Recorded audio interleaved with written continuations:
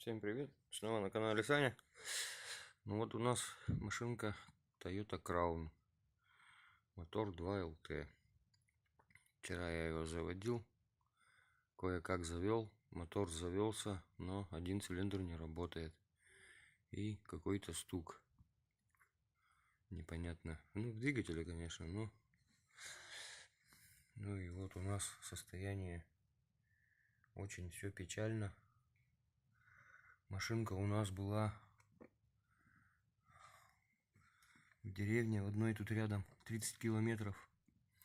Там живут охрененные дизелисты. И вот, короче, вот все, блядь, в масле. Парняга купил.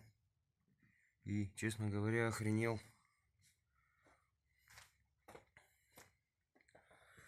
Антифриз у нас вот тут бежит. Вот это вот маслоохладитель. И вот видно, что хорошащие следы антифриза. И вот у нас все цилиндры сухие. А вот третий у нас сырой. Значит, в третьем цилиндре у нас что-то непорядок.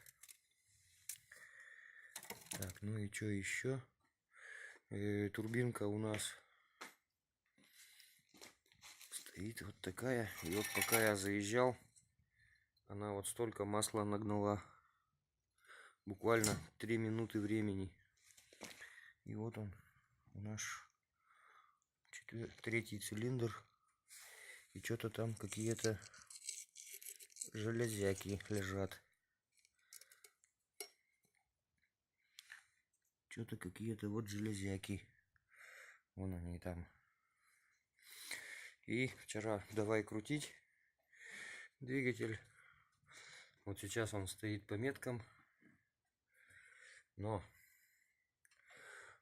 он не крутится. Вот когда вот эта метка будет вот здесь, мотор встает. Небольшое усилие даешь, он прокручивается. Ну и шкив у нас опять метки не совпадают. На шкивке вот метки заводские сделаны, а верхняя мертвая вот так. А потому что у нас сварочка, резиновый демпфер развалила, и они... Сейчас вот я покручу. Все это хорошо крутится.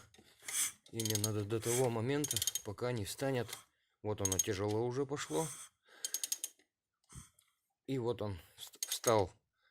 Все, я уже как бы не могу прокрутить.